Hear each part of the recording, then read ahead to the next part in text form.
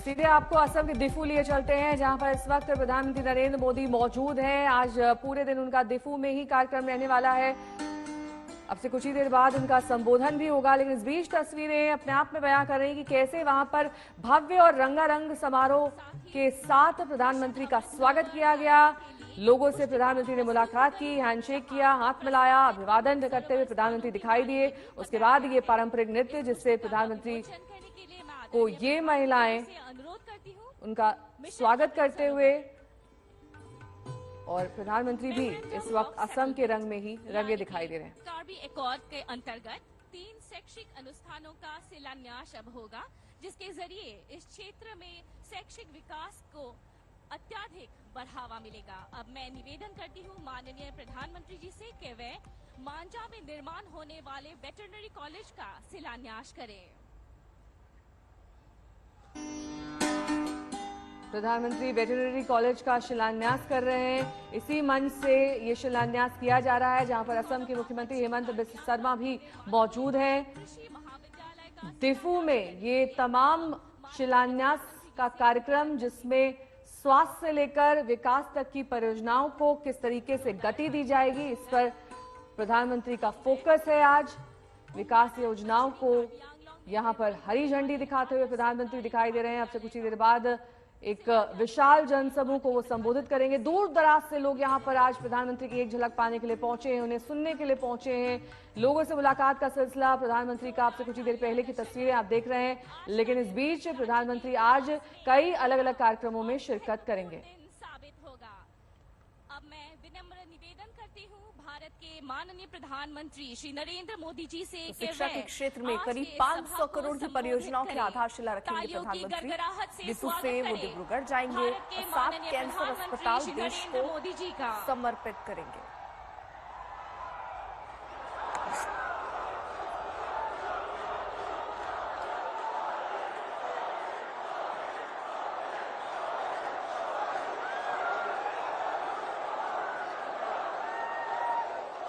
भारत माता की, भारत माता की। कार्बी आंगलांग कोर्टे इंजीर केडो आम अफांता नीली कार्डोम पजिरिगलो।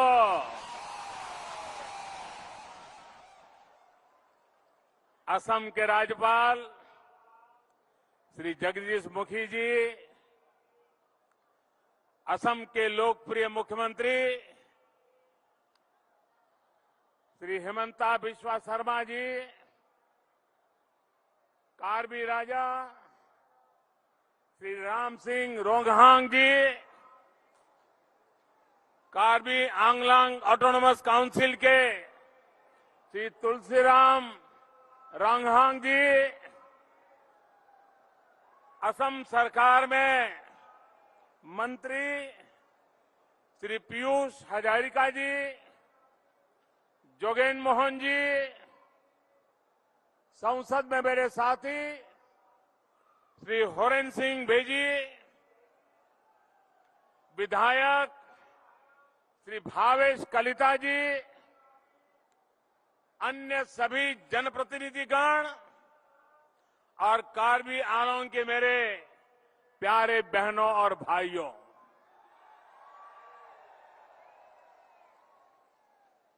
मुझे जब जब आपके बीच आने का मौका मिला है,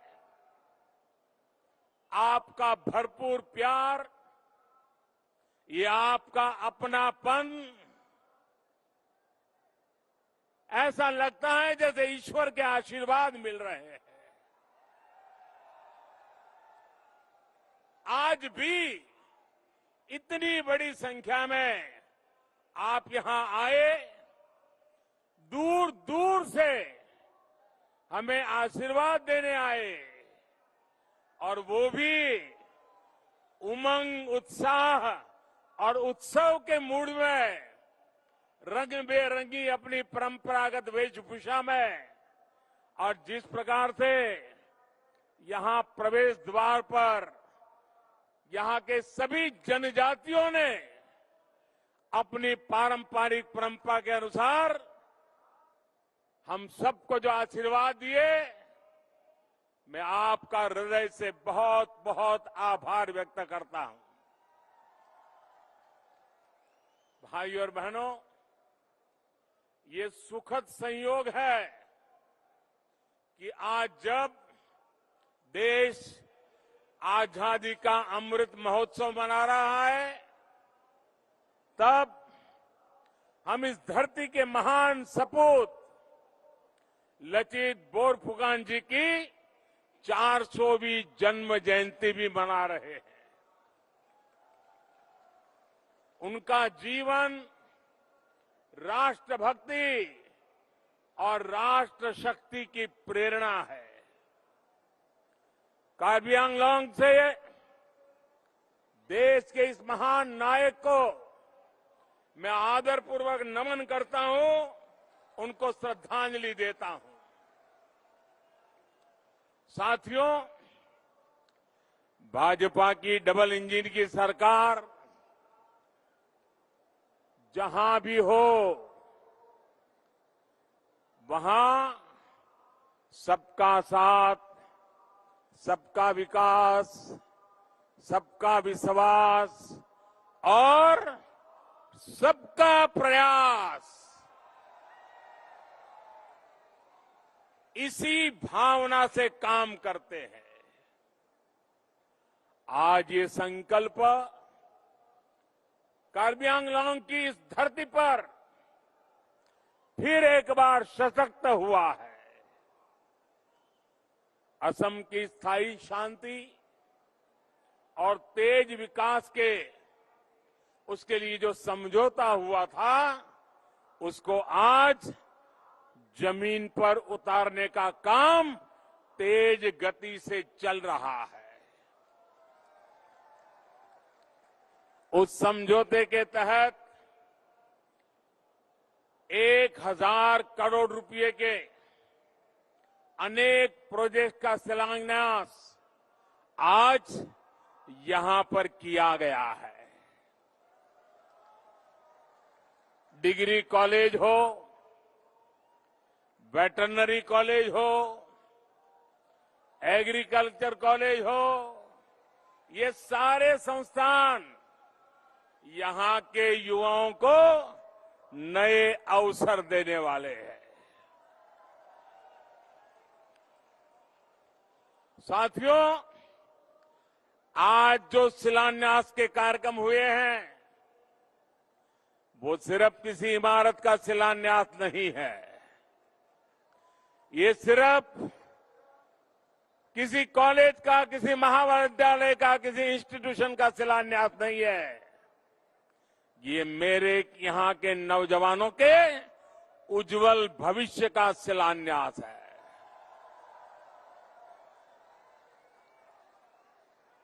उच्च शिक्षा के लिए यहीं पर अब उचित व्यवस्था होने से गरीब से गरीब परिवार भी अपनी संतान को बेहतर शिक्षा दे पाएगा।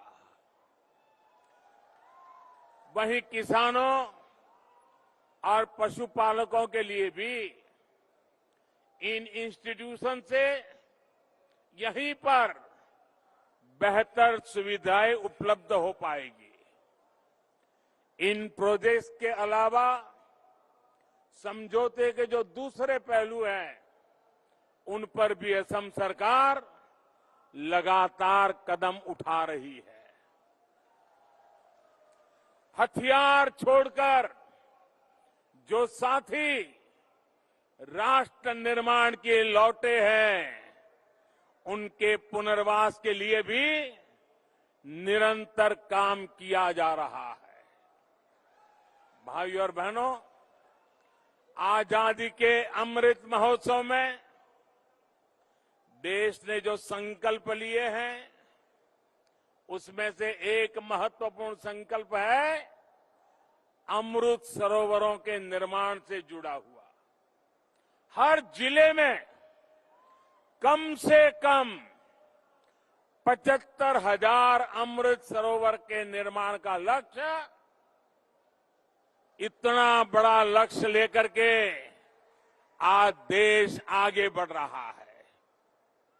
कुछ दिन पहले ही जम्मू कश्मीर से मैंने इसकी शुरुआत की थी। मुझे खुशी है कि आज असम में भी 2600 से भी अधिक अमृत सरोवर बनाने का काम शुरू हो रहा है।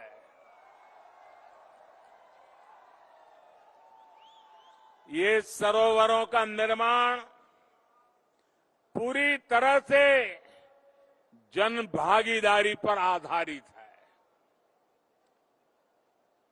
ऐसे सरोवरों की तो जनजातीय समाज में एक समृद्ध परंपरा भी रही है। इससे गांव में पानी के भंडार तो बनेंगे ही, इसके साथ साथ ये कमाई के भी स्रोत बनेंगे। असम में मछली तो भोजन और आजीविका का एक अहम साधन है। इन अमृत सरोवरों से मछली पालन को भी खूब लाभ मिलने वाला है। भाई और बहनों, आप सभी ने बीते दशकों में एक लंबा समय बहुत मुश्किलों से गुजारा है, लेकिन 2014 के बाद नॉर्थ ईस्ट में मुश्किलें लगातार कम हो रही है, लोगों का विकास हो रहा है। आज जब कोई असम के जनजातीय क्षेत्रों में आता है, नॉर्थ ईस्ट के दूसरे राज्यों में जाता है, तो हालात को बदलते देखकर उसे भी अच्छा लगता है। कार्बी आंगलॉन्ग या फिर दूसरे जनजातीय क्षेत्र, हम विकास और विश्वास की नीति पर ही काम कर रहे हैं। साथियों, आप भली भांति जानते हैं, मैंने आपकी समस्याओं को, इस क्षेत्र की दिक्कतों को आप ही के परिवार के एक सदस्य के रूप में, आप ही के एक भाई की तरह, आप ही के एक बेटे की तरह मैंने हर मुसीबत को समझने की कोशिश की है।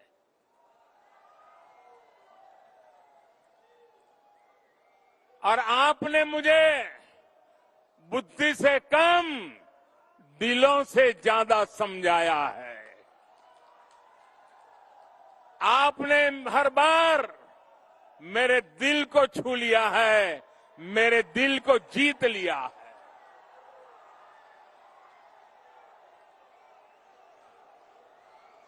जब परिवार के सदस्य के रूप में हम सब एक परिवार की तरह समाधान खोजते हैं, तो उसमें एक संवेदनशीलता होती है,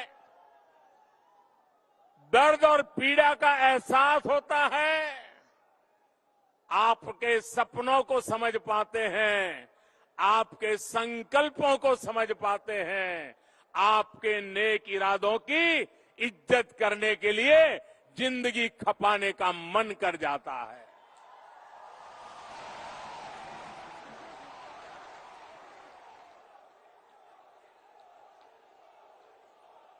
साथियों,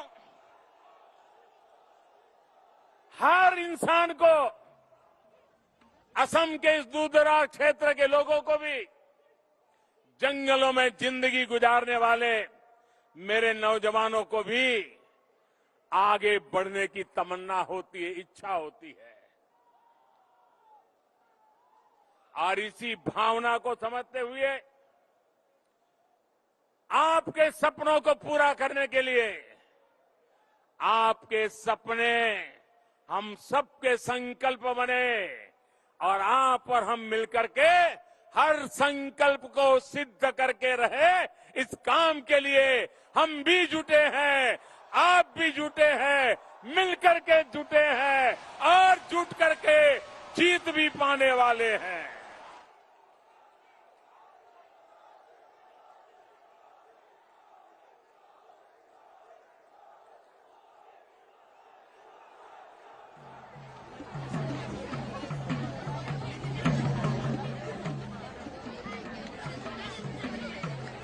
भाई और बहनों, आज पूरा देश ये देख रहा है कि बीते सालों में हिंसा, अराजकता और अविश्वास की दशकों पुरानी समस्याएं कैसे उसका समाधान किया जा रहा है, कैसे रास्ते खोजे जा रहे हैं।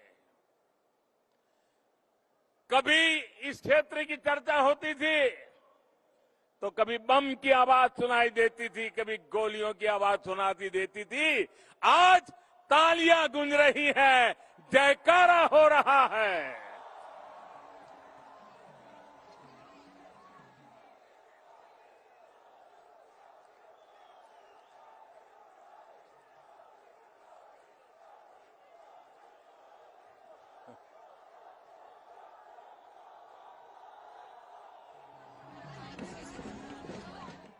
पिछले वर्ष सितंबर में कार्बी आंगलांग के अनेक संगठन शांति और विकास के रास्ते पर आगे बढ़ने का संकल्प लेकर के जुड़ गए। 2020 में बोडो समझौते ने स्थायी शांति के नए द्वार खोल दिए। असम के अलावा त्रिपुरा में भी एलएलएफटी ने शांति के पथ पर कदम बढ़ाए।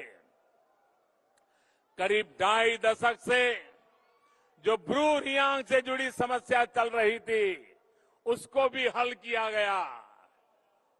बाकी जगहों में भी स्थायी शांति के लिए हमारे प्रयास लगातार चल रहे हैं, गंभीरता से चल रहे हैं। साथियों, हिंसा से, अशांति से जो सबसे अधिक प्रभावित होते रही है, जिनको सबसे ज्यादा दुख सहना पड़ा है, जिनके आंसू कभी सूखे नहीं है, वो हमारी माताएं हैं, हमारी बहनें हैं, हमारे बच्चे हैं। आज मैं जब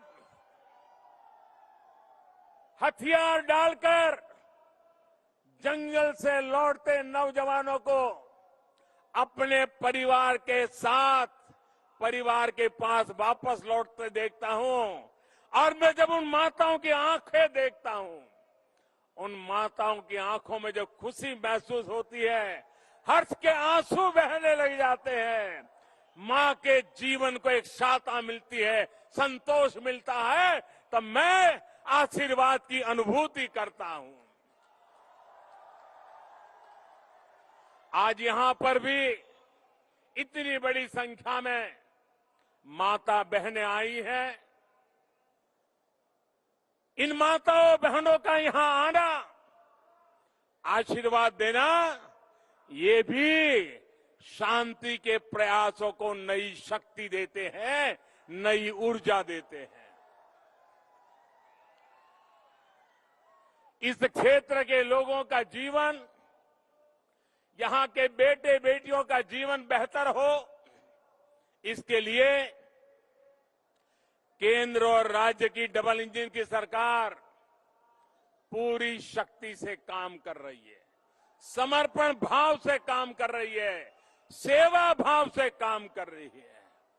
भाई और बहनों, असम में, नॉर्थ ईस्ट में सरकार और समाज के सामूहिक प्रयासों से जैसे जैसे शांति लौट रही है, वैसे वैसे पुराने नियमों में भी बदलाव किया जा रहा है। लंबे समय तक armed forces special power act AFSPA north east के अनेक राज्यों में रहा है, लेकिन बीते 8 सालों के दौरान स्थायी शांति और बेहतर कानून व्यवस्था लागू होने के कारण हमें आप्सा को नॉर्थ ईस्ट के कई क्षेत्रों से हटा दिया है।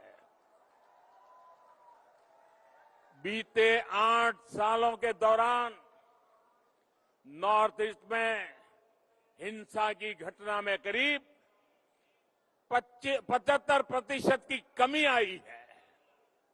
यही कारण है कि पहले त्रिपुरा और फिर मेघालय से आप्सा को हटाया गया। असम में तो 3 दशक से ये लागू था। स्थितियों में सुधार न होने के कारण पहले की सरकारें इसको बार बार आगे बढ़ाती रही।